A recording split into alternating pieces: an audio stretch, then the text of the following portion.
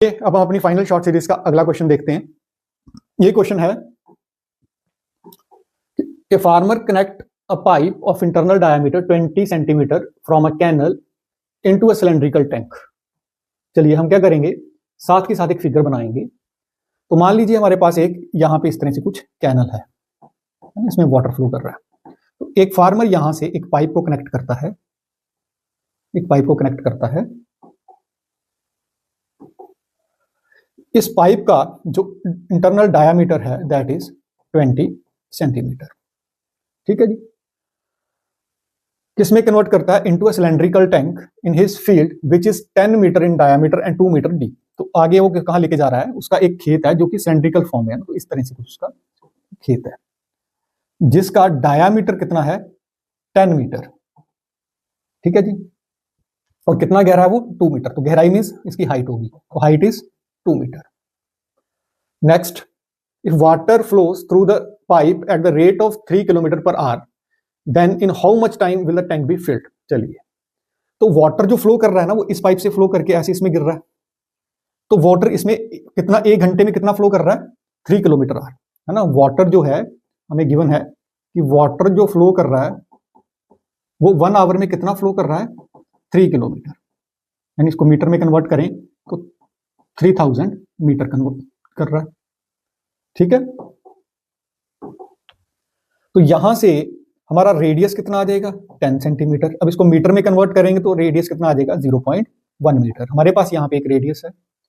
अब ये जो वाटर 1 आवर में फ्लो कर रहा है, तो 3000 मीटर इसकी क्या होगी, एक तरह से लेंथ होगी या हाइट होगी। तो ये हमारे पास एक तरह से एच की वैल्यू है।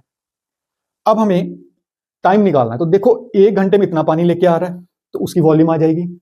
फिर किसमें आगे आ रहा है, ये फील्ड में आ रहा है, सिलेंड्रिकल फील्ड में आ रहा है, तो इसकी वॉल्यूम लेंगे। तो सिलेंडर की जो वॉल्यूम होगी, सिलेंड्रिकल फील्ड की जो वॉल्यूम होगी या टैंक की जो वॉल्यूम होगी, और जो पाइप की वॉल्यूम है उसको डिवाइड करेंगे तो हमारे पास टाइम आ जाएगा।